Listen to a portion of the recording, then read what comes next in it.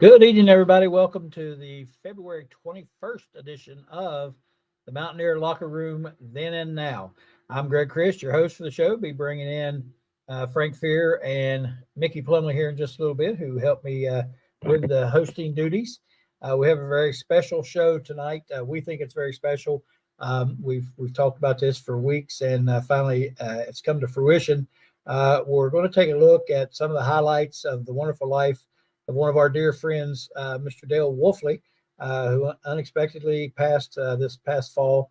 We're all very saddened by that, but we know that he wouldn't want us to be sad, but he would want us to continue some of the work that he started. And man, did he start some work. One of the things as I got to know him that I realized immediately was his passion for giving and helping. And that, it continued right up on to the time of his passing. And so thankful to have gotten to know him and to have a somewhat of a relationship with him. I didn't have the relationship that some of our guests are going to have. Did have with him tonight, the guest that we have on the show, and most importantly, his family. Some of those family members will be on with us tonight. We're going to talk about his show, and then we're going to have some folks on just talking about some memories that they have of Dale and some of the things that they worked with him on his show through, and some of the things that they did during that. I want to make sure that we mentioned to everyone that you like and subscribe on our YouTube channel. We appreciate that. That helps us out and helps us to keep working on these things and doing what we try to do. One of the things we try to do is we try to make sure that we keep legacies alive, and hence the name of our show, the Mountaineer Locker Room Then and Now. We focus on some things that are going on now with recruiting, ball games, et cetera, but we also like to look back to the past then and talk about some of the things that went on back then, and some of the players that played back then, which we've had a few on, and of course Dale was one of those, and of course again we want to talk about all the things that he does and has done throughout his life. He has or they have we'll talk more about this with the family when they get on. They know the details more so than I do. We want to let everybody know that there is a polar plunge that they're having this weekend on Saturday. Kicks off at noon for registration, and then they'll take the plunge around 1 or so out at Cheat Lake, and they're raising money for Special Olympics, I believe I heard one of them say. So we'll talk more about that here in just a few minutes, but we want to give everybody that information, and Frank will put that up throughout the show to let people know when and where. And even though I've already said it, we'll put it up there so people can see it and maybe get out and contribute and take the plunge. We were discussing the weather a little earlier. It's been awful nice around here. It was close to 60 today, maybe over 60 today. So it might not be it might be more of a tropical plunge than a polar plunge, but we'll wait and see on that. I wouldn't bet too much money on that. So you may want to dress warmly for this occasion. Anyway, we want to get on with the show now. You don't want to sit and listen to me yapping. We'll get on with the show. We'll bring Frank Fear in before we start bringing in our guest. Frank, welcome to the show. Good to see you again, my friend. Well, good intro as always, Greg. Good to see you. And you're right. We've been looking forward to this as we got prepared for this show. We heard from a lot of people, and it was the same comment. We miss Wolf. I mean, one person said today, when he died, a little bit of us died with him. And I think so too. Yeah. And one of the fondest things for me to remember, I got him on my show. I don't remember how all that transpired, but I remember calling him. I thought, man, I don't know if he wants to do this or not. He said, call me back here in just a little bit. I'm working out. I'm like, okay. And I was like, I don't know. Didn't want to keep bothering him. Finally, he's like, yeah, I'll come on and help you out. He was amazing. We had so much fun that night with him. So I had him back a second time, and some of the joking going on between him and some of the other players that I had on was awesome. And he was just such a great guest. And then from that point, we talked a lot. We texted a lot. I've talked on the phone occasionally about different things, and he was really an inspiration, I think, to all of us. And me doing that show and then watching his and seeing how he did it and how good he was at it, and it was just fascinating. And like I said, such an inspiration to all of us, with not just his abilities to do those things on TV and then later on these live streams, but the passion he had for raising money for special causes. I think I think one of the things that caught me the most, and he was passionate for sure. Yeah, there's no question about that. And, I think Mountain Man puts it well. He was a true mountaineer. You remember I wrote a piece a couple days after he died, and I asked people on Facebook what a true mountaineer meant to them. And, it's guys like me who are academics, we go from theory, and most people that I know go from experience. And a lot of the things they said really, I think, was based on their experience and appreciation for Dale Wolfley. So thank you, Mountain Man. You're absolutely correct. Yes, indeed. Another thing that I recall after I got to know him better, and we talked a bit, I'd ask him one time if he'd mind if I give him a call to pick his brain about the show and some things that we could do. I wanted to find out, from his end what he'd done. And he said, normally, I'm a little skeptical of people, I think that sometimes maybe they're just trying to get in and that sort of thing. And he said, but I know you. And he said, I know you're for real. And I know you're a true Mountaineer fan. I would be happy to help you. And that's all it took. I just got to know him a little bit like that. And he recognized immediately. So he shared a lot with me. And I tell you, it was a lot of fun to talk to him, a lot of fun to get to know him. Like I said, as far as a guest on the show, one of the best, if not the best, I had on there because he was just so passionate and just a ton of fun. But what we want to do, we've got some family members to bring in, and I'm going to name them off, and you can pop them up there as I introduce them. Of course, we have his sons, Stone and Maverick, and his wife Kathleen with us. I think all of them are going to come up at the same time, I believe, and Frank's got their names at the bottom, so you'll know which one's which. So So welcome, you guys. We appreciate you guys being here. This is so awesome for us. Thank you. Thank you. One of the things that we focused on a lot, of course, was his show, The Wolfman's Call. And, I watched it religiously myself. I was on the show a couple of times, maybe twice. I don't remember, but it did a great job. And I know, Kathleen, the first time I met you, I said, you don't know me from Adam. You went, oh, yes, I do, too. I helped produce that show, so I remember you. So that touched me. I really thought that was nice of you. But I want to get each one of your feelings about his show, or your show, I should say.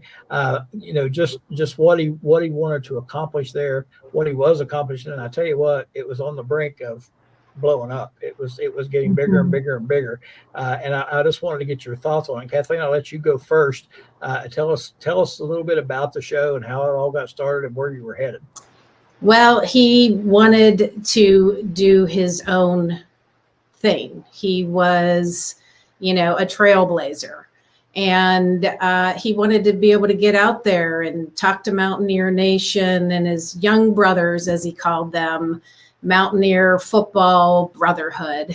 And he just wanted to talk football and other sports. And he just loved being able to reach people and educate. He was also a bit of an educator. I know he always was trying to educate me on the game all the time. So that was his mission. It's funny you said that because today a gentleman I work with, he was a college basketball player, and his wife, we were going to the game last night, the WU game, and we were having something to eat, and they had Sports Center on, and they were talking about the new football playoff proposal that had been passed with the 12 teams. And I noticed her tell him, she's like, oh, they're going to 12 teams. They're going to take the 5 conference champions that are highest ranked or something. I heard her say that. And I'm like, kidding me? And so we were talking about our wives. I said, your wife really knows some sports. She's like, oh, yeah, huge fan. I said, I was a coach for 32 years. I had 2 sons that played college basketball. I have one playing college basketball right now. One is a college basketball coach. My wife couldn't tell you if you put the ball up in front of her, which ball it was. Was it a football or a basketball? She wouldn't have a clue. And I'm like, I wouldn't know what it was like, Sarah. I'm talking sports with my wife. So it's funny you said that. He was trying to teach you. I gave up on that 15 years ago. I said, she's not going to learn it because she don't like it. So I just quit trying. She made the comment once that when our oldest son was playing high school basketball, when she was in the stand, she said, I didn't really know what was going on. So whenever all of our fans started clapping, I started clapping too, like I knew what was happening. So that's how much she knew about sports. Stone, let you jump in here and talk a little bit about the show. Yeah, well, first off, man, I just want to say, thank you guys, Frank Fear, for hosting this memorial for my dad. It truly means, thank you to all the viewers and to all the guests that are becoming on the show. It's been so great to hear all the stories about my father. And what he really wanted was he wanted to, like my mom said, reach everyone and be able to, explain football in just an easy way of understanding it, and that's what he loved. He loved the process of learn, of teaching and guiding people, and that's what he loved to do. He loved to help. He loved to help, and he was passionate about it, and so where he was taking the show, who knows where it had gone, man. He was just getting on a roll, and I'm very thankful, for all the lessons. And like my mom said, he was constantly teaching us. There's always something we never knew. Yes. He was so energetic and passionate about it. I think that's one of the things people liked about his show. When you watched it, it was going to be energized. It wasn't going to be a boring talk show you had to set and listen to. There was going to be some energy in the room, and that was one of the things I always liked about it. I'm telling you now, when I had him on my show, it was a blast. I mean, we had an absolute blast. I had him on twice, and we laughed, and we didn't have to say anything. We introduced him, got him started, and that was it. We sat there for half an hour and just sat and listened and laughed and had the best time ever. So, yeah, he was very passionate about it and done a great job. And, he was, I mean, he joked and had a good time and all that, but he was serious about his show, what he was doing, and he's serious about the Mountaineers. And I don't think there's any question about that. And I think that's another thing that people gravitated towards was his passion for WVU and, for doing that show right and getting that information out. So Maverick, let you take a shot there. Well, first off, again, I just want to say thank you to you guys too for putting this on. It's special to see how many people still care about my dad, as we all do. So, but his show, I mean, it was a lot of fun. I did it a couple times with him. I traveled to a couple different places. We did it down in Marietta and then in Charleston for the Penn State game. So I got to do, some special time with him before he passed away and everything. But like you guys say, just his energy is very infectious, and it was hard not to get, hyped up for the shows when he would do it. Or if we were at home, sitting outside his den, the Wolf's Den where he did it, where my mom's sitting right now. It was always energetic. You could hear the big boom, that he shouted every time. Oh yeah. It's just very special. And there's, I could go on and on and on about different things, but I think the most memorable thing for me is his energy, and then just, him giving his boom every time. I don't know, there's just something special about it. Yes, there was. And Kathy, you kind of helped produce the show. I know you told me you helped a lot, helped produce the show.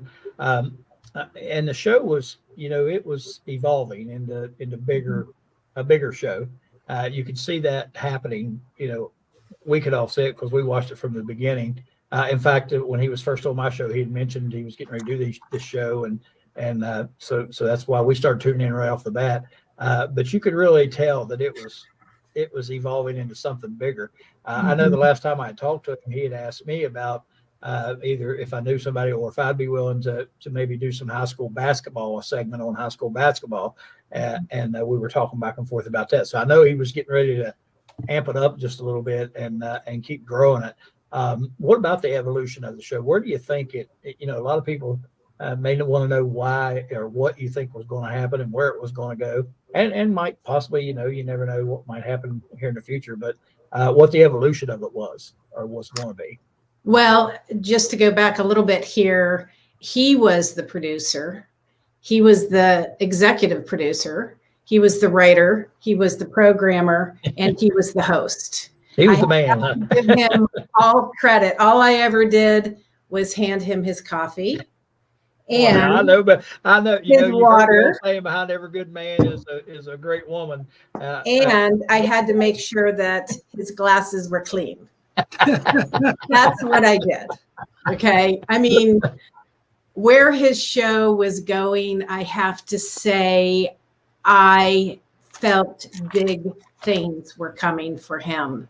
We talked about it, that drive up to his mom that weekend that he passed. We talked straight for 5 hours about his plans, his ideas, he was actually had so much going on that we were bouncing from one thing to the next. He just wanted to take it so much further.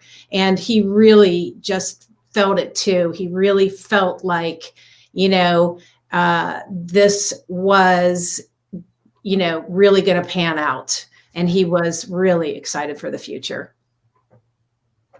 Yeah, I think you could tell that. I mean, you could just hear that in the shows and in him just talking. You could tell what things in mind. Frank, you want to jump in? Well, everything you've all said just resonates. I didn't know Wolf all that long, but I'll tell you, a few times in my life, I've known people that have had such an impact on me. The impact was immediate and deep. And, I was talking with my wife, Kathy, about this not too long ago. He and I walked very different paths in life. But one of the things that I noted very early, he played football. I was a college professor. But philosophically, and the way we looked at the world was very similar. And particularly the way he looked at situations and was able to look at them and decide how deeply am I going to get into this. And the thing that I like most about Wolf, and I think all of us who knew him can say this, there are a lot of people in life where, I don't want to use the word taker, but it's really about them. It's about me. And with Wolf, it was about we, and it was about you. And as Keith Hawkins, Hawkeye, will talk about, I'm sure when he comes on, special love for kids. And by the way, the information about the polar plunge, both how you can give and when it's going to be this Saturday, Greg talked about it. Those links are in the comments. And so we encourage you to give to the Special Olympics, contribute financially, and go if you can this Saturday at Cheat Lake. But his commitment to children, making the world a better place, giving of himself, and always taking the high road. I'll stop with this one story. One day he was really going off on Coach Brown. I mean, really. And he was very concerned about the way the team was going and whether they were tough. And, it's interesting because not too many days later at his press conference, Coach Brown talked about what the Mountaineers were going to be in last season. And I started listening, and it sounded an awful lot just like Wolf was talking about. And it really was Mountaineer football, what it should be. And boy, I'll tell you, I miss him every single day. After that happened, Frank, he and I were talking on the phone, and he said, he always called me Coach. I don't think he could remember my first name, but he said, Coach, he said, they're watching. And I'm like, what? He said, they're watching. And I said, who's watching? He said, these folks in Morgantown, they're watching. They're watching my show. They're watching your show. They're listening to what we're saying. I said, did you gather that from the press conference? He said, well, partially, yes. So yeah, he knew. I want to get to before we bring anybody else on, and Stone or Maverick, either one of you. I'm not sure which one of you are taking the plunge, or both of you. Get you guys to talk a little bit about that. What that I've said the time, the date, and all that, but you guys might want to reemphasize that, what it's for, and how it all works, and how they can give. And either one of you is fine. I don't know. Are both of you taking the plunge? I'm doing the plunge. Unfortunately, sorry. Go ahead, Maverick. Unfortunately, I'm not going to be able to. I'm down in Pensacola right now working, so I've actually never been able to do the plunge, but it's always was one of his favorite things. I think there's pictures of him when he was the year he's wearing the red long sleeve shirt, cannonballing in after everybody walked in or whatever, and there goes Dad running down the side of the dock, and you think he's going to slip or something, but he's still had that athleticism in him to do it. So, unfortunately, no, I will not be there. Well, you can do a symbolic plunge down in Pensacola. I'm sure it'll be just as cold in the water down there as it is. That would be exactly what you called earlier, tropical plunge, because it was around 70. Yeah, take the tropical plunge. Yeah. Stone, go ahead and tell us about the event. Oh yeah, man. So it's at the Dockside Grill in Cheat Lake. It's at 1:00, and there's links online through Facebook, probably or through Twitter. Get them out there to donate. But my father loved the plunge because of what it did for this community, what it did for these kids who have, such or have disadvantages in life, and it builds confidence for them and shows them that they can do it, that they can succeed in this life. And that's what it comes down to, is pushing them, making them realize that this is doable, and Absolutely. that this is so important. It is so important to my father. It is important to my family as well, and to Mountaineer Nation. Absolutely. And like I said, the links are out there. And Frank, I don't know if you have the link to put on screen before we go, but hopefully we can get that up there so folks can see it and see how to get involved. It's already there in comments for anybody who's online. And the nice thing about the comments on the StreamYard is those are clickable links. So for those of you who are viewing, even archived, you can just click the link and go to the GoFundMe and contribute, or you can get more information right there. All right, Frank, and I don't know exactly who all we have waiting for us in the studio. I can't see the back room, the locker room, but I'll go ahead and name the folks that we expected to be on, and then if they're here, we can pop them on the screen. If not, we'll get them the next time. But anyway, and I thought it was funny. I looked at when you had Reno up here. It said a man called Reno from California. That was his name on the screen. And well, there he is. He's there. Yes, he is. He is there. It's Reno Bellamy, and I guess from California is out there to join us. I think also we have Al Johnson with us, I do believe. Yep. And I don't know if Keith Hawkins has made it on yet or not. I'm not sure about that. There he is, Hawkeye. Okay, we got Hawk on there. Very good. Keith Hawkins, close friends. And hopefully we'll have Darryl Prue here in just a little bit. Don't know about Darryl, if he's going to make it or not. And then also there's a guy named Mickey. They say, there's Darryl. Hey, Darryl. How you doing? All right, buddy. I said it's a shame we didn't get to talk Mountaineer basketball tonight since they pulled off the big win last night. And we don't get to talk about that. So this is more important than that game. Much more, yes. And of course, I think there's somebody sneaking around back there named Mickey Plumley. If Mickey's there. And hey, good evening, Greg. Hey, yeah, Mickey, it's great to be here in this tribute to Wolf. Awesome. Thanks for the invite. Yes, sir. And I'll tell you what we'll do, since we have so many folks on here. Again, I mentioned this to some of you earlier. We'll try to go in sequence and order to get you to talk a little bit. We've talked to the family members. Keith, I'm going to start with you. And if you don't mind, just reflect a little bit on your relationship with Dale and what it meant to you and some of your experiences on the show with him. If you don't mind, just go ahead and talk about that. Well, I met Dale through the hospital originally with my daughter Zyla, sick girl. I guess I was not there, but I guess there was an instant connection with Dale and Zyla, and it just snowballed. And I don't even think Dale liked me for the first 3 or 4 years. No. He just, I was just a knot on a log. But our relationship grew through that, and man, Dale was like a brother to me. I miss my morning text, 4:30, 5 o'clock in the morning. I'd always get a text or something from him. Yep. And just like you said earlier, Dale, a lot of people seen Dale out, seen him on the screen. There was two sides to Dale. There was Dale, that big personality, and then there was just Dale, just Yeah. the regular guy.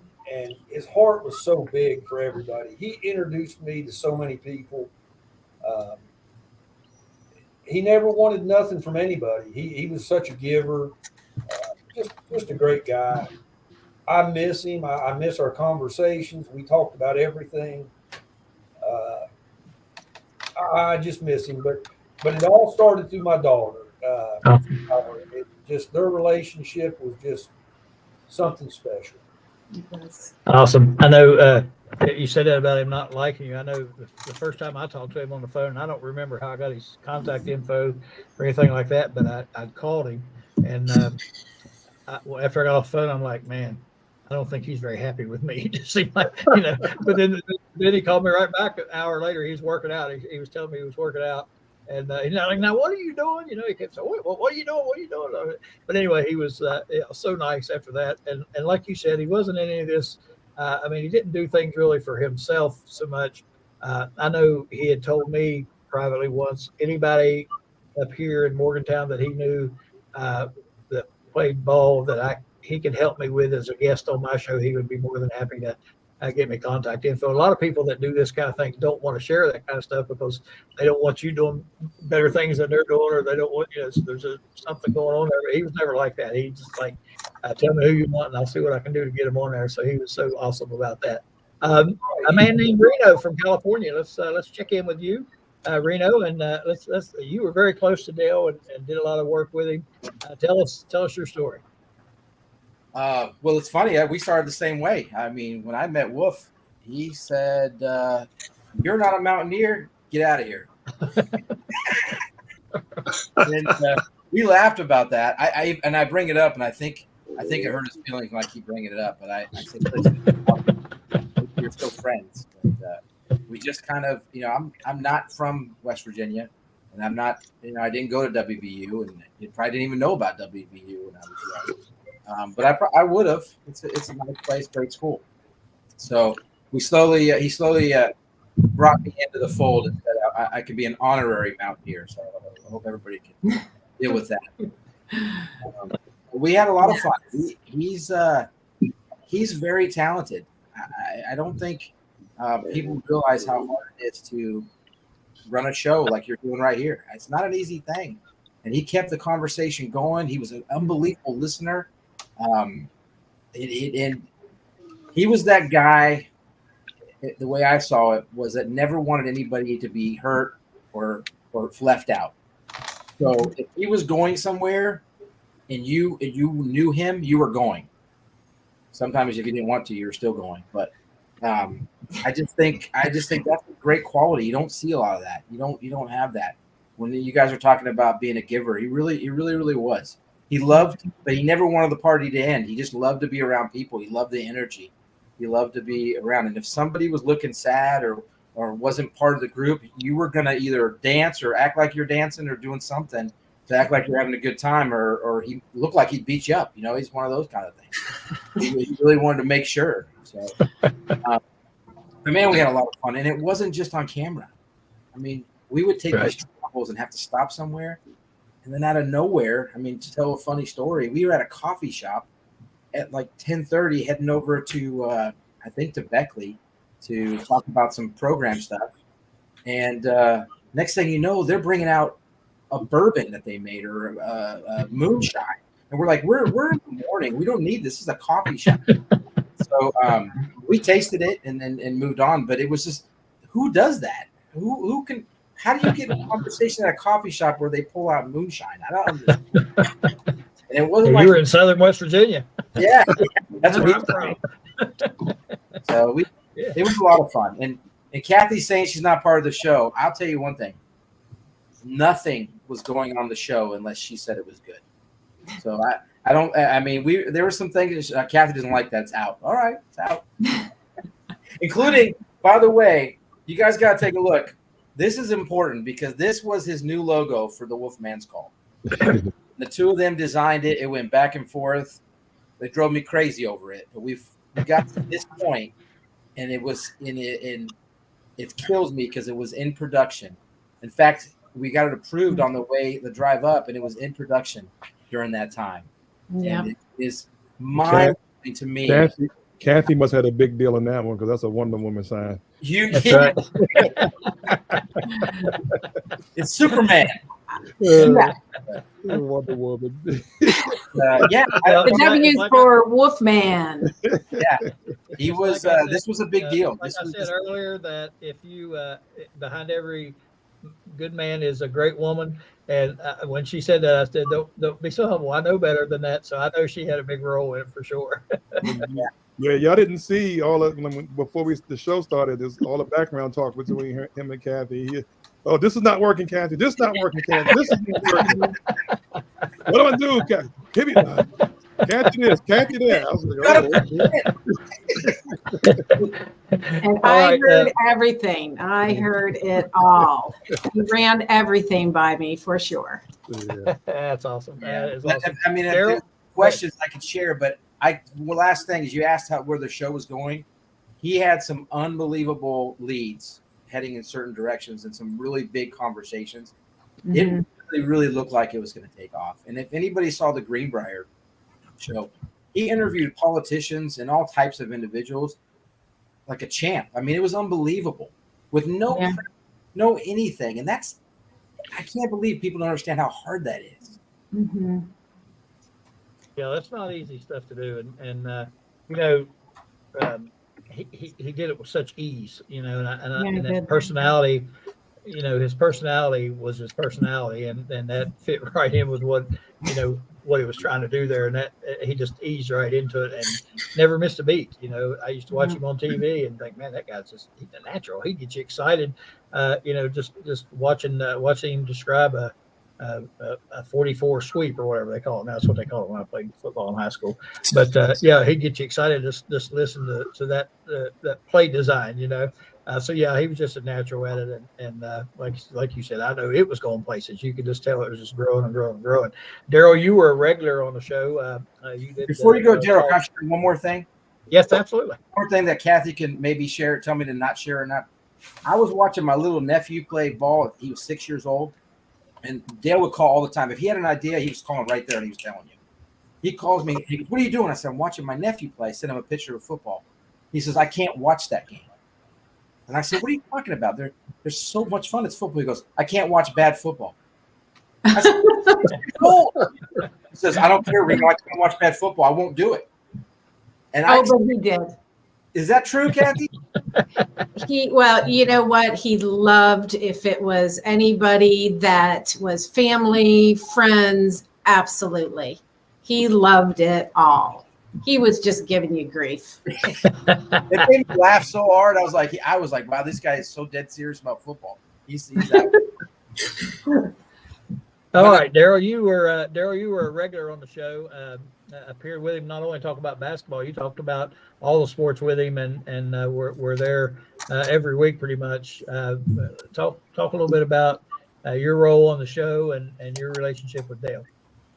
My relationship with Dale goes back to 1985. I graduated high school and came down to Morgantown in late August, and all of a sudden I'm playing in games and people are screaming "Prue," and it was all the offensive linemen.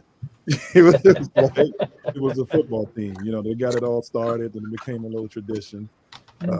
He was a good friend in college. I thought I was a football player, so I hung out with the football players. They hung out with us. So, I used to eat in the training table with them. That's how I got so fat at one time. But it was a great experience. Like even with the show, even before the show, when he was working with the Alumni Association, I wasn't coming back as much.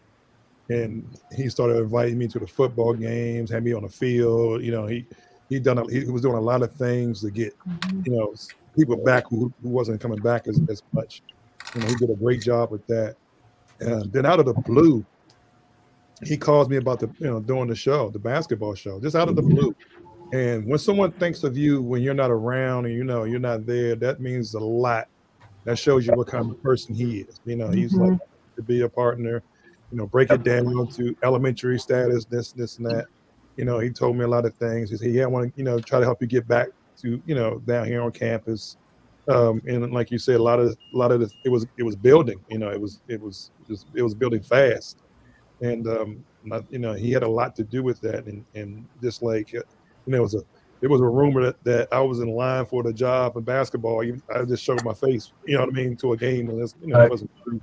But that was that kind of power and visibility he had at West Virginia. The boom, you know what I mean? Like even you see him out eating, it's boom. It's always boom. I thought he was talking about Freddie Smalls, Al. We used to call him Boom Boom. You know what I mean? So yeah, Boom Boom, yeah. And so it's it shows you what kind of friend it is when someone is thinking about you when you're not there. You know what I mean? Yeah. That, right. And bringing you into something, and that was growing. And we talked a lot about a lot of different things the last year, as far as basketball and football. He got me into the football thing, so I started coming on there, act like I know what I was talking about. So,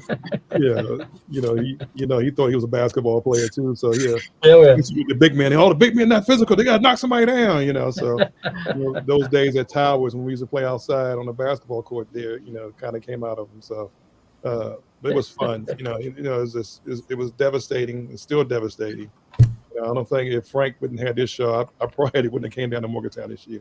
It was just hard, to think about. It was just a big void. I was looking forward, to seeing him, talking to him during the week, sending him clips. He's asking questions, what you want to think. He just didn't, have the show. He included me into the show. But we both knew that Kathy was in charge. So, but he was a great man. You know what I mean? Like you don't have men like that all everywhere. He was just a great man. Yeah, he did do his prep work. I know he'd text me a few times and asked me about different things about basketball, line defense and that sort of thing that he didn't really know about, and or I would comment on the show and he would get to comment and go with it from there. But yeah, he did prepare. When you watch shows like that or any of these shows, you can always tell when people prepare and when they don't. It's pretty obvious. And he definitely prepared and was ready.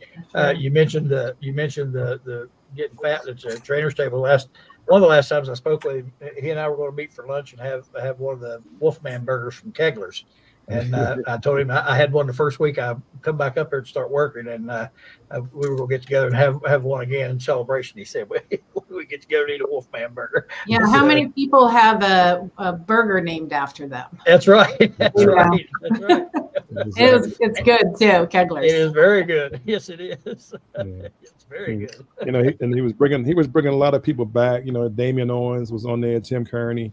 We had Dale Blaney on there, so it was a lot of different people people haven't seen in a long time coming on the show. Lowe's Moore was going to come on. I think he came on once too, and just a lot of different. We were calling everybody and trying to get them on the show, and and it was new. You know what I mean? So I think just like with the football, it would have been picking up really fast.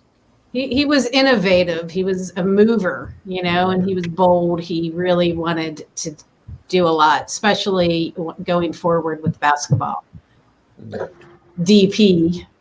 Yeah, DP. Yep. Yeah, he, like I said, he had talked to me about doing the high school basketball segment. Yes. And I knew he was getting ready to move some in that direction. But he used to give me a rough time about the basketball coaching stuff. I'd make comments on the show about something they were talking about, and he didn't really understand it or say, I don't know what this is, and I'd comment and let him know, and then he'd start, these basketball coaches, they think they know everything. He loved that he was on your show twice until Frank Fear, and then he got really, really mad because Frank got on twice too. I think it was so funny. Remember he said that? Oh, absolutely. Yeah. I had Brian Joswiak on, and the first thing Brian says, now, I need to ask you something. He's like, Del Wolfley's giving me a hard time about being on twice, and I've only been on once. How did I end up? So then when I had Darryl Talley on, and Darryl said to make sure that I told Dale and Brian that they were the warm up acts for the main show. He thought that was hilarious. Whenever he thought that was really funny. So he was proud of the fact he was the first 2-time guest. Yep. Yep. We couldn't wait. We couldn't wait to get him back on. I told the guy that does the show with me. I said, "Why don't we just get him on next week? Because just have him on all the time." I He said, would have. "Great." He would have kept doing it. He loved Oh, it. it's been, Yeah. That's so much fun. Al, we have Al Johnson, as you can see the name there. Al, you of course had some close and personal experiences with Dale as well. If you want to go ahead and give some insight to your relationship with Dale. I tell you what, I met Dale, gosh, probably when Ronnie played at WVU, and Dale would come down and he'd come to games and visit. I remember when Ronnie was probably a junior. He says, Coach Al, he says, Dale will be down here in a couple of years. He'll be a Mountaineer. I said, I said, let me ask you a question, Ronnie. Is he as tough as you are? He said, he's as tough or tougher than I am. And I tell you, Ronnie was a pretty tough football player, obviously. Yeah, because Ron was tough. Way tough. Yeah. But you know the thing I remember. The fullback. We have fullback. Yeah. He came in as a tailback. Came as a tailback, and Coach Nealon converted him to a fullback. And of course, Ronnie. There were players on our team. I don't know if anybody knew this at the time. They were scared. They were scared of it. They were scared of Ronnie. They were scared. Oh, wow. Because, he was just so tough. He only had one speed. But the thing that really stood out with me initially when Dale came down as a freshman. Remember, we were like 2 weeks into camp. 2 weeks into camp, and I remember one day, the scrimmage. We had a scrimmage, and I'm leaving. The lights, turning the lights out in the weight room, and getting ready to leave. And how you walk in a room and you sense that somebody or something is there and shouldn't be there. Well, I look over in the corner, and there's Dale. He's sitting in the corner. He'd never taken his equipment off. The whole team had showered and left, and probably were down in Southside somewhere. But he's sitting there with his helmet on. He's sitting in the corner and he's crying. Oh. And I'm getting ready to turn the lights out. I'm walking through, and I said, at that time we didn't call him Wolf. We called him Dale. He evolved into becoming the Wolf and then becoming the Wolf man. I think it was maybe it was what's a baby wolf? I don't know. Anyway, he cub. I said, Dale, what are you doing, dude? I said, we got to get out of here, dude. What's wrong? He goes, I suck, Coach. I really suck. He goes, I don't even belong here. I remember the story. He said, I don't think I'll ever play here. I said, wait a minute, dude, you've been here 2 weeks and you've already decided this? You think that, hey, you've got a lot of maturation and maturity and development to go. I mean, hey, 2 years from now, if we're still sitting here and you're still sitting in the corner, I might agree with you. But I said, right now, I can't say that. And so, I got him up, and got him out. But he was something that it left an effect on me because, I knew that showed me he cared. That showed me he had a lot of pride. I mean, I know he had a lot of pressure on him, because of Ronnie and Craig. I knew that because he'd fallen in their footsteps.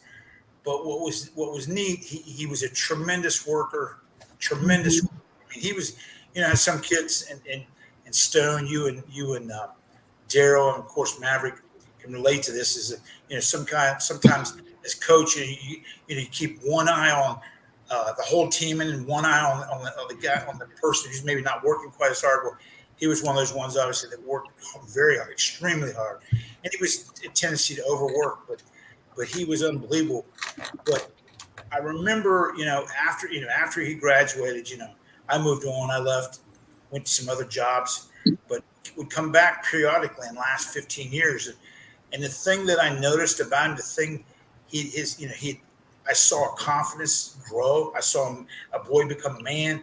And I saw the thing that I was most impressed with when he was in charge of athletic alumni. And Darryl, I think, hit it on the nail on the head. He was the great connector. Yeah. He had the ability to connect older alumni with current and even younger alumni. And that's an ability a lot of people don't have. But the thing I appreciate about Dale, we connected here probably about a year and a half, 2 years ago, reconnected and asked about, hey, come on, I got this show. She's like, come on. I said, sure, whatever I can do to help you. And we talked about development and strength conditioning. But his humility. The thing with him that I liked one-on-one and spending time with him was his humility. and he liked to help people, like everyone's already mentioned. But he was he's one of the most unique people I think I've ever met in all my travels. But he just had the ability to engage people and connect people, and he loved people, and he was a giver. Mm-hmm. Yeah. Mickey, I'm gonna get to you here in a minute. We'll change directions just a tad. Al, you tell that story about him feeling like he wasn't good enough to play there, and I'm not going to tell the story right now because I want everybody else to have a chance to talk and express their feelings. But he told me a great story about an Ohio State game. We were playing Ohio State up at Ohio State, and he told me about coming into that game. It was a great story, but again, the humility and that he felt the going in, not being ready, and that sort of thing. He expressed all that to me, and I thought it was really, really interesting because he was a daggone good player. I mean, he was good, and you don't think about players that are that good thinking like that. I can't play here or whatever. And I know he grew into that, but yeah, great story from the Ohio State game. I'll tell that later on. Mickey, you dealt with him quite a bit as the varsity club director, and I think that's what you want to talk about. This Mickey Plumley. For those of you who don't know, you should know. Mickey played for the Mountaineers back in the late '60s, early '70s, and Mickey dealt with Dale in the varsity club, and when he was the director. Tell us a little bit about some of that. Hey, thanks, Greg. It's a real pleasure and an honor to be here to remember Dale this evening with everyone else. I got to know him back in 2018. Al, you're a good straight man, buddy. That was a great lead-in for what I have to say because he was serving in the capacity as the director of the varsity club.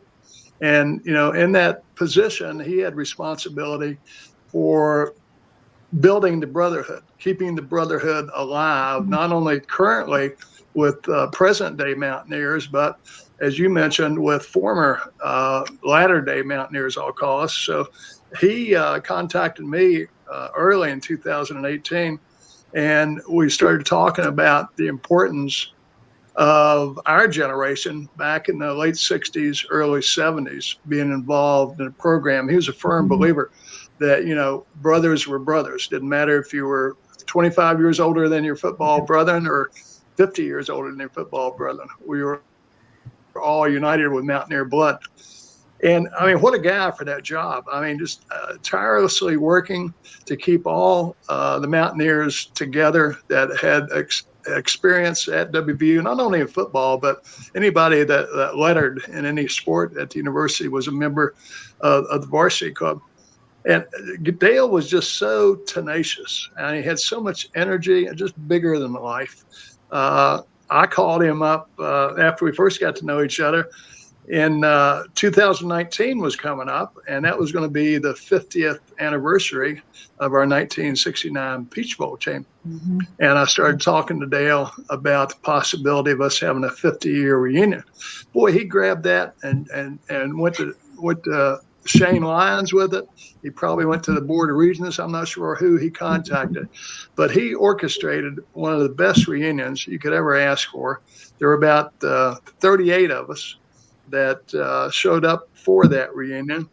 And Dale just went above and beyond the call of duty to make all these special arrangements for us. We had a great reception on Friday evening. He had Shane Lyons to show up there for that reception, say a few words to us. He had Coach Neil Brown the day before a game show up that night and make a few comments to us as well. And how he pulled all that off, I'll never know, but I know that he did work tirelessly in getting that accomplished. And he, I've still got all his text messages, and I'm not going to erase them because every now and then I'll pull them up and reread them. He used to, as all of us have kind of alluded to here, he could give you a hard time when he wanted to. Oh my God. I'd call him up and I'd text him. I said, Dale, we're trying to get this reunion together, and we need this, we need that. And he'll say, okay, I'll go to Shane. I'll see if I can get it done for you. And then he started texting me back, and he'd say, Plumley, you're killing me. You're absolutely killing me. He said, every time I go back, you're asking for something else. He said, I'll get it done for you. But he said, we're going to be so way over budget on this. But he did not let that deter him at all. And he kept preaching to me personally and to the other players that I introduced him to from that era, the importance of us staying in touch and being part of the Mountaineer Brotherhood, which was a theme of his life. No doubt about it. He, I remember one year we went up for a spring game, and he'd arranged for a golf tournament out at Lakeview on Friday afternoon. And of course, we were all looking forward to playing with each other and having a little reunion with our fellow teammates from our era. No, he wouldn't have it. He had us all assigned in foursomes where he had a player from the 70s, the 80s, the 90s, and the 60s involved in that reunion. But he was just such a powerful force. I mean, he never met a stranger. You know, if he saw you, particularly if you're a Mountaineer, he immediately loved you. If you weren't a Mountaineer, Reno, he'd learn to love you one way or the other. But I had a personal occurrence with him too, and I just want to speak about here briefly that I think speaks to, you know, the love that the man had for his fellow man and for the work that he was doing and the caring that he had.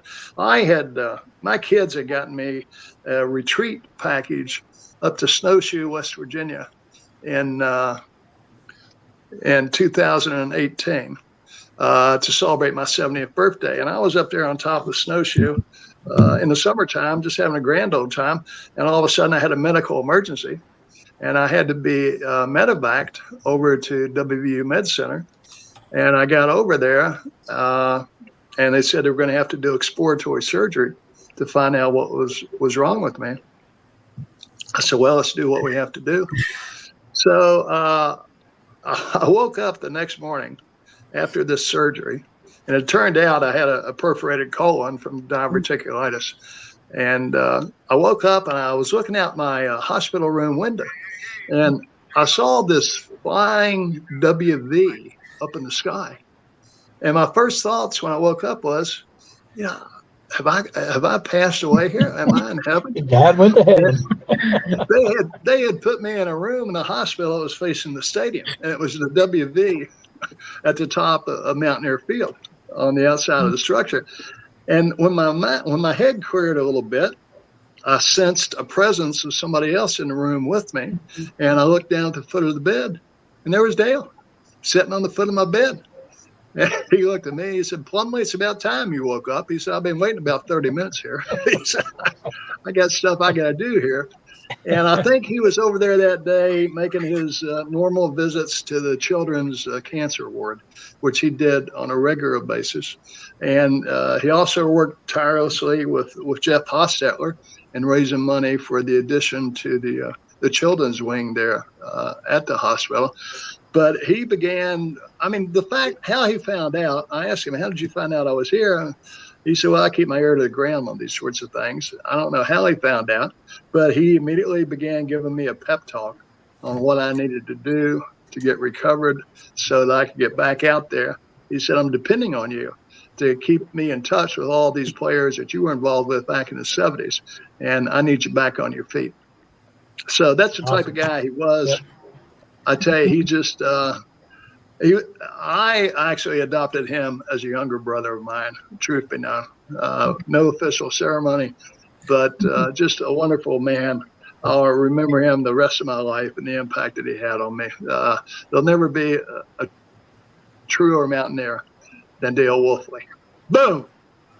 Awesome, Mickey. Awesome, great stuff. And he we have a Pitt fan on here commenting on what a good guy was and how nice he treated him, even as a Pitt fan. So there you go. That shows you what a uniter was. We have one more fellow down here in the corner hiding from us. Lee Javins is going to join us, and Lee, talk a little bit about your relationship with Dale and what he meant to you and the things you shared in your all's lifetime. Well, first, saying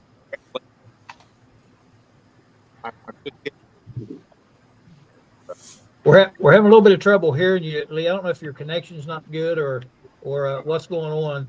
If you want to check that out, we also have, and I'll come back to you here in just a minute, but we have another gentleman that we couldn't get on the show tonight, but His name is Mark Parsons. Mark, most of you probably know, does a ton of WVU pages on Facebook and other places, and really keeps track of Mountaineer football and basketball. He knows what's going on.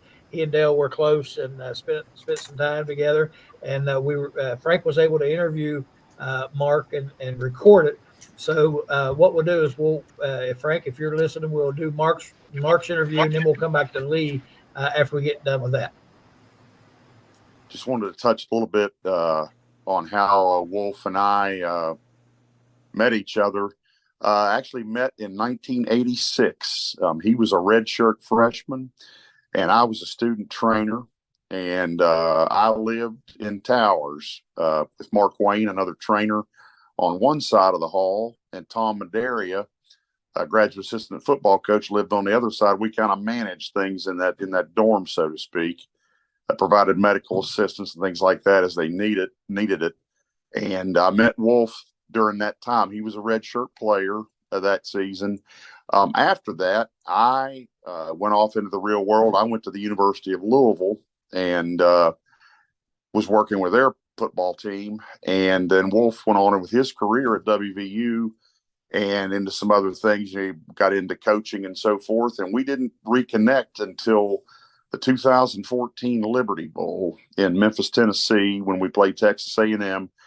I happened to be at a function with my family where Tony Caridi and Dwight Wallace and everybody were doing their a preview show the day before the game.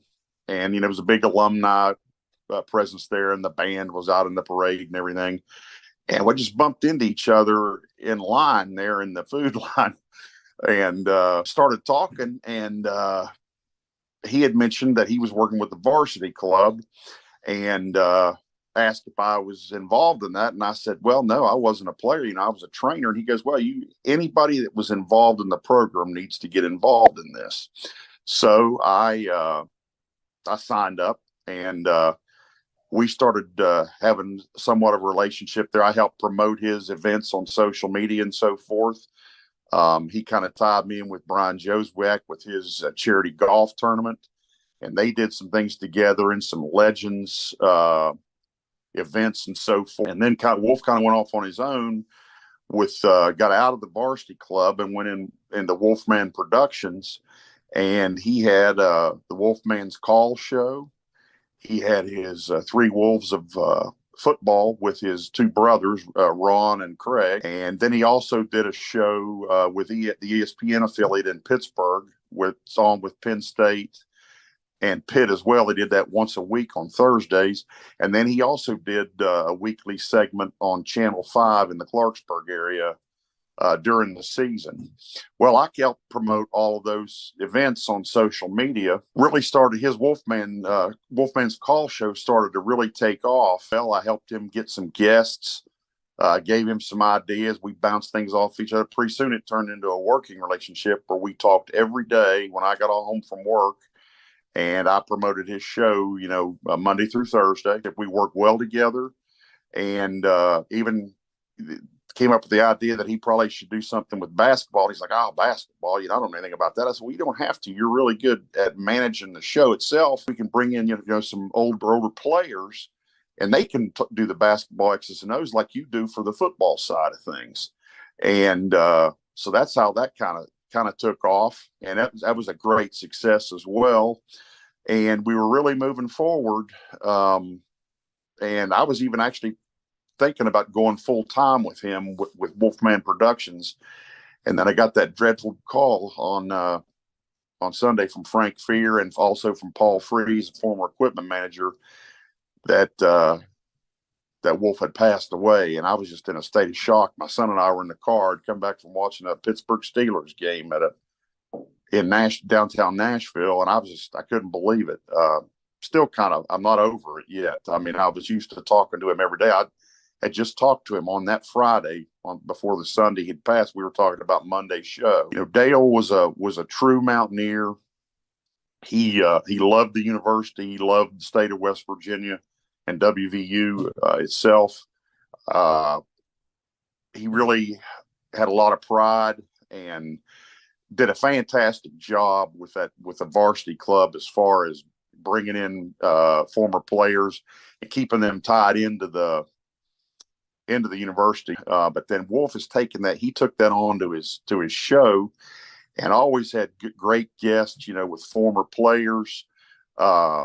He tied the present day players into the show as well as the past. I think it's important to preserve our history, of the program of WVU sports. A lot of younger people out there don't have any idea of the vast history of Mountaineer athletics, and I think it's important to preserve that. And Wolf did a great job with that. I don't think you'll find a finer person. He had so many friends out there that really loved him so much and helped him with all of his endeavors. He did a lot of other things too. He was tied into Special Olympics of West Virginia. As well as he, like I said, he helped Wolf or Joe Zwiak with his golf tournament, and he helped some other charity functions in the area, and was just a good-hearted person. He's really being missed right now. He's going to be missed this upcoming season, and I'm just kind of at a loss every day when I don't have him to talk to, and I'm not working with his show. That's just a tough thing when he passed. Like I said, I'm still not quite over that yet. All right, that was Mark Parsons. Again, a lot of you folks probably know Mark from some of his work, but does a great job on the social media side of things with all the WVU stuff. And he was a big contributor. He's helped me a lot with my show, getting guests and that sort of thing. And of course, was getting to be pretty regular with Dale as well. And I think he expresses all our sentiments when he says he's still not over it. And I don't think, you get to know a person like that. I don't know if you ever really get over it. You learn to deal with it. I know when you lose folks, you don't get over it. You just learn to deal with it. And I think so many people have the same feeling. We just still can't believe it. It's still hard to believe. But great job there by Mark. And again, Mark does a great job with the WU stuff. If you haven't been on social media and checked him out, you need to get on there and take a look at some of these stuff. He does a great job. Frank, I'm gonna have you come back into the studio if you will. I don't know if we lost Lee or what exactly happened to him. He's having a hard time connecting with him, but we'll try to get Lee back in here in just a minute. And I don't know, did we lose Lee, Frank? I don't see Lee. I think we lost him. Yeah, it was having a hard time hearing him. Yeah. Anyway, yeah. Oh, well, okay. When I interviewed Mark last night, and he really wanted to be on the show today, that interview ended a bit abruptly because he had to collect himself. And, I think we're all feeling that way. And this is a celebration, but it's also obviously a remembrance of a person who touched each one of us very deeply. The world needs many more Dale Wolfleys in it, and we're all just blessed that we had an opportunity to be touched by him, and he'll never leave us. That's absolutely, we know that. Absolutely. And but before we're running a little short of time here. Before we go, Darryl, I'm gonna work my way back up the Brady Bunch scene here, and Stone and Maverick are probably saying, "Who? Tom Brady? What are they talking about?" Your mom can explain that to you. Brady Bunch. Brady Bunch. Yeah, she can explain it to you later on. Anyway, so Darryl, I'll start with you and just give your final thoughts, and then Frank, I tell you, the easy way to do this maybe is when Darryl gets finished, we'll say goodbye to Darryl and let him go. And we'll do that all the way up, and we'll finish up with the family. So, Darryl, if you want to give your final thoughts here on Dale. Well, as everybody said, Dale is missed. I don't know how anyone recovers from it. I'm sure his sons are devastated, and the wife is devastated. But just know he was like a brother to me. It was family. All these years was, I've known him for a lifetime. I've known him before y'all two were born. So it's a lifetime. Of a good person. And it's it's hard to put in words, what he meant, but just know, everybody loved him, and he was one of the most genuine people that you ever meet. So, no, y'all got family over here. If you ever need to talk or need anything, we are here. Thank you. Darryl, we appreciate you, buddy, and I guess we'll see you next Wednesday night. We'll talk some basketball. All right. Thank you, Darryl. All right, Darryl. Take care. DP. See ya. DP.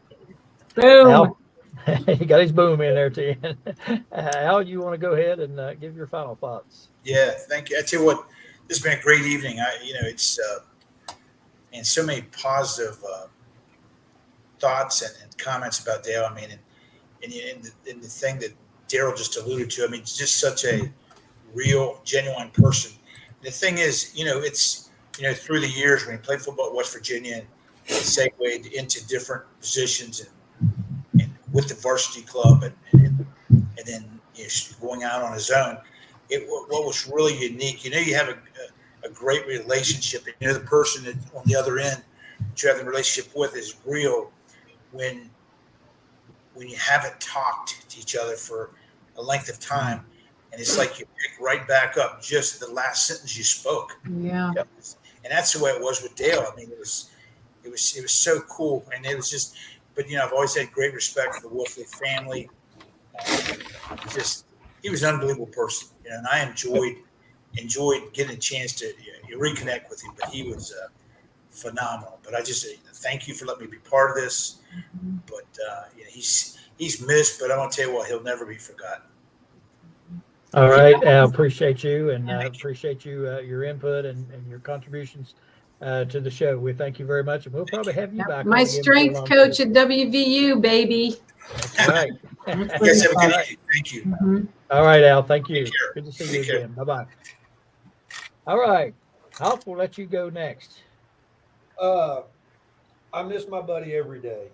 I miss our conversations. There's probably not a day that goes by that Zyler doesn't talk about Dale in some way, shape, or form. Dale always said that my family was his family, and that's how I feel about you guys. Mm-hmm.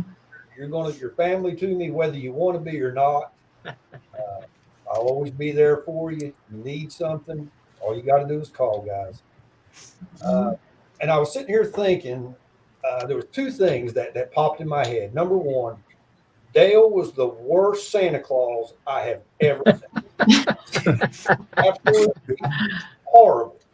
I have pictures. It was a train wreck, but his heart was in it, and that was all that mattered. And one of the last times that I spent that me and Dale was together was the Penn State game, and Maverick was down at that time. And I remember getting a text early that morning that said, "Hawkeye, you're in trouble. We broke curfew last night."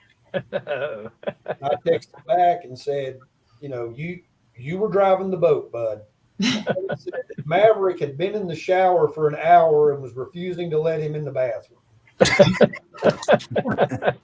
So I said, I don't even want to know. I don't want to hear about it, dude. You're on your own.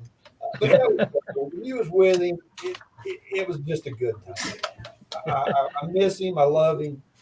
I love you guys, and I love you, Hawkeye. Give Zyler our love. I will do it, guys, and that's really all I can say right now about it. I love you. All right. Keith, we appreciate you, buddy. All right, Good guys. insights. Good See ya, guys. All right. Take care. Bye. Take care. All right, Reno. Give us your shot. You guys are making this hard. I'm trying to. Yes, it is. I guess the A goodbye. man from California named Reno. Stuck into the wolf vortex. I'll tell you that. In such a short time, we learned so many things that were funny to us. And I'm not even sure if I shared the stories if they'd be funny to anybody else, but they were funny to us. And in the last couple months, it's just been so interesting. I guess it's been hard. You drive around and you start to remember things. And I just started laughing out loud.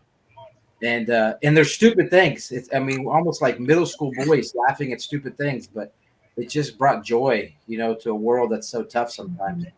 And as far as the show, like I said, I just think Wolf is a talented guy, and he was meant for a lot more. And I think it was really going to happen.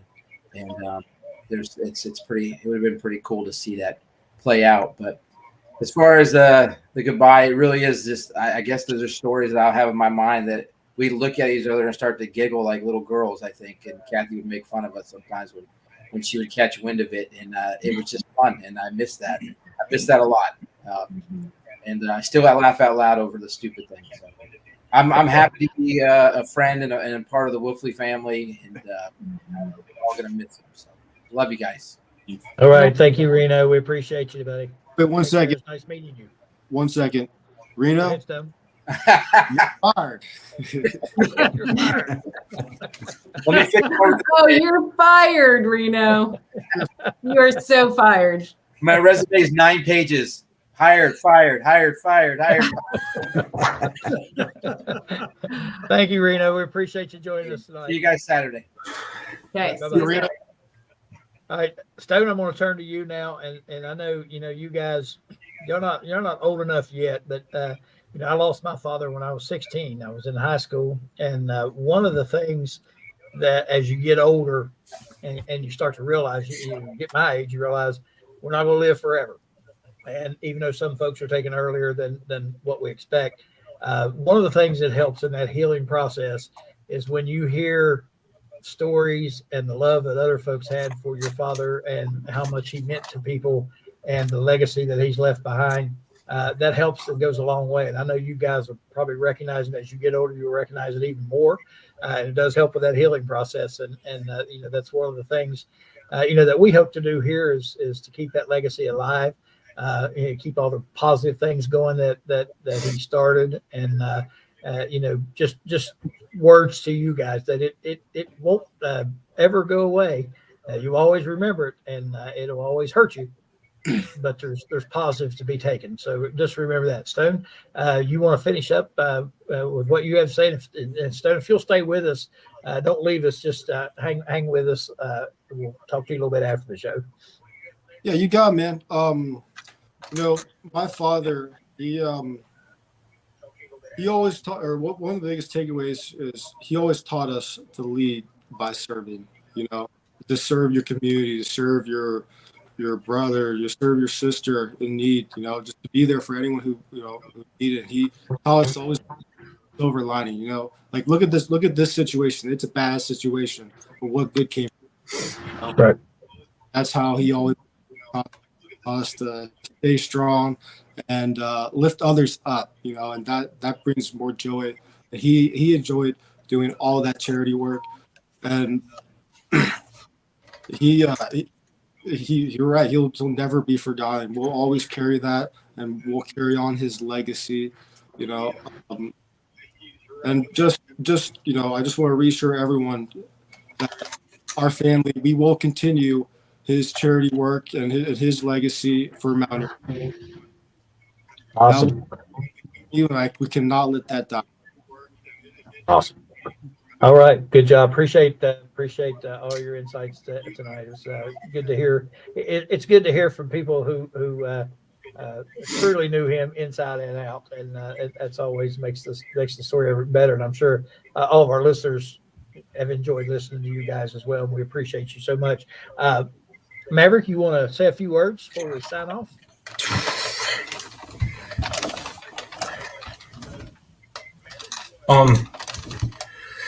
Obviously, it's still very hard.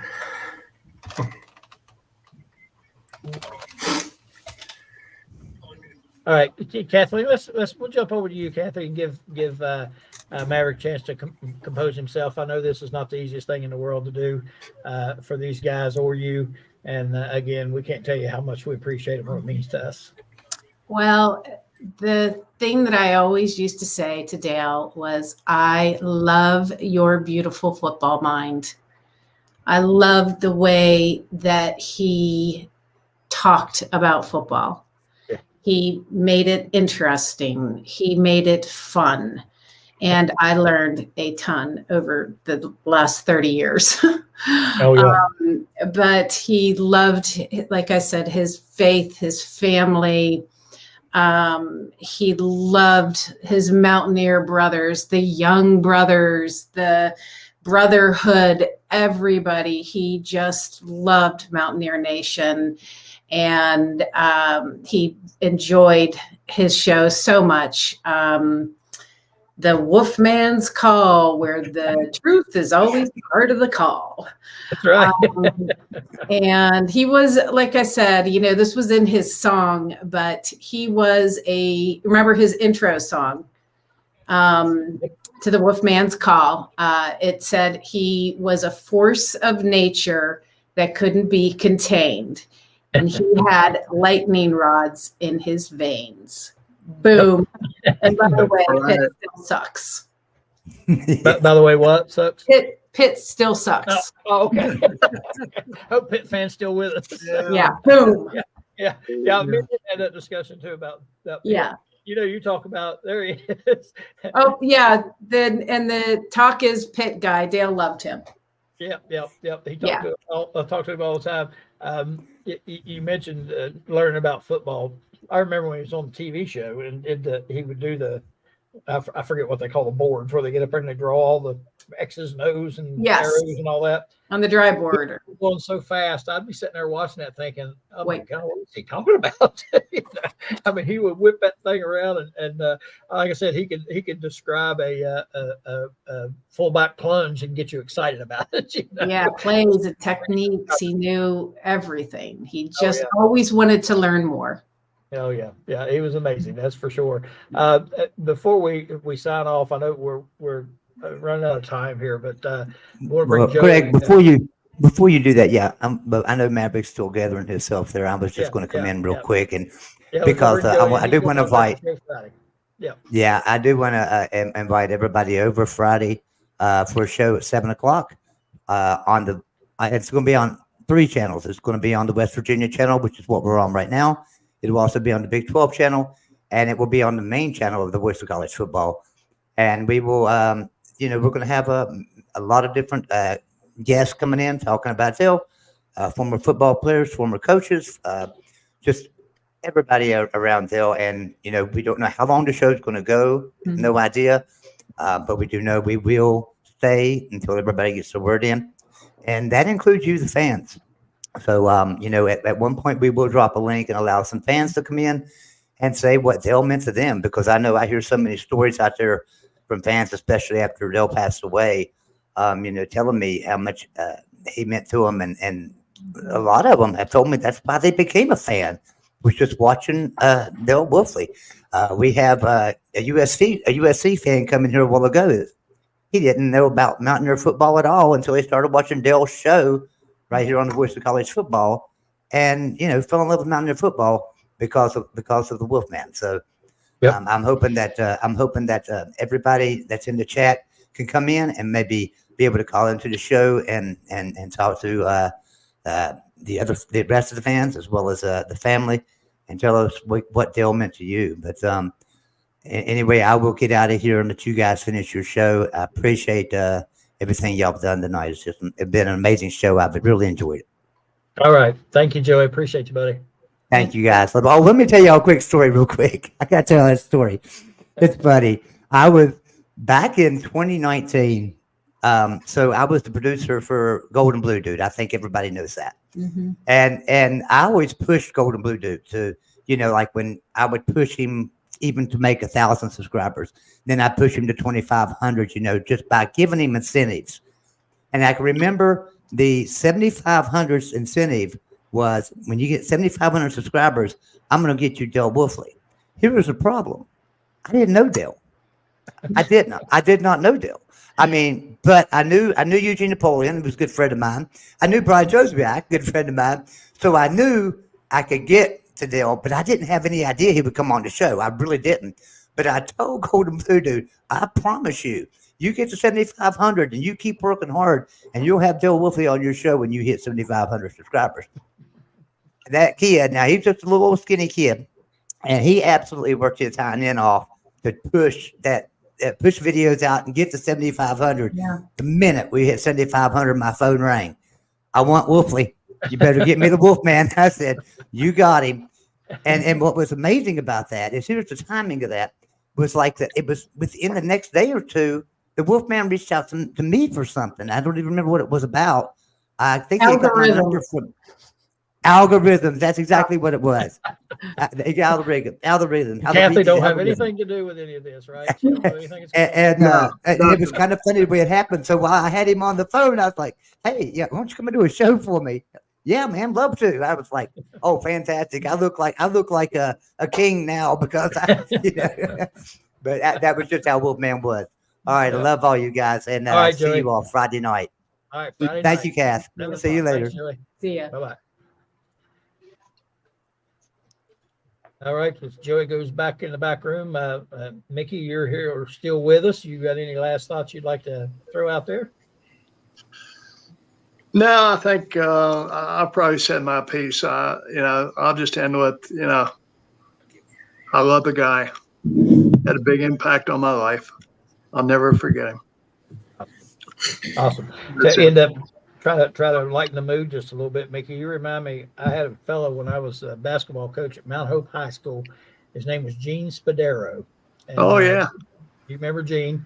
At the end of practice every day or before practice, I would always get the kids together. We'd sit and talk about different things. And then I would look at my coaches and I would say, you guys got anything you'd like to add?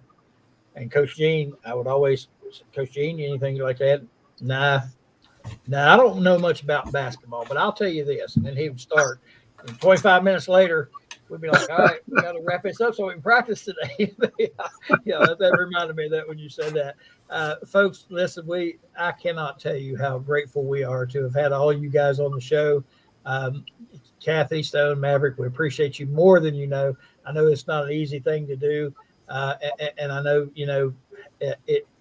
I know it don't seem like it, but it will help with the healing process, I think, at some point. And I know it's a tough thing to do to get on here and talk and share your memories and that sort of thing. It is difficult. I understand that. And, we pray for you guys, and we know that as time goes on, it'll get easier. But we want to, again, keep this legacy alive, and you guys can help us immensely with that. And we thank you so much for being with us tonight. Again, I know it's a tough thing to do, but we do appreciate it. And I know the viewers absolutely love hearing from you guys. So thank you all very much. Thank you. Thank you. All right. Thank you so much, Frank. I think that's going to do it for tonight. We appreciate everybody joining us. And don't forget Friday show, Joey show Friday. And Stone, go ahead. You got something else you'd like to add? Yeah, Maverick, would you like to say anything? Or I'm sorry. Yeah. Maverick's done. Hey, we understand, Maverick. Not an easy thing to do, buddy, and we get it. So hang in there, Frank. We appreciate you, Mickey. Appreciate you, and again, look forward to the show Friday night, 7:00. We'll all be tuning in and checking that out. So thank you all very much again. We really enjoyed hearing all these stories and all the memories that everyone has of Dale Wolfley, and a friend to all of us, and a friend to Mountaineer Nation. We appreciate him. So thank you all very much. We look forward to seeing you again next Wednesday night. Good night, everybody. There he is.